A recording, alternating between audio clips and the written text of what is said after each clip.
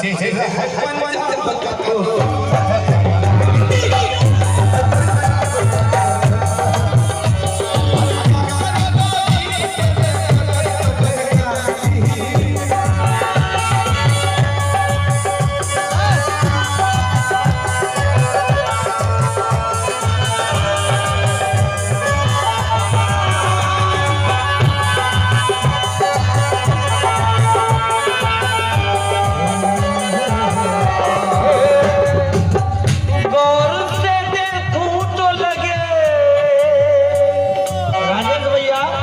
राजेश बाबा गौर से देखूं तो लगे आंख ये नेपाल की।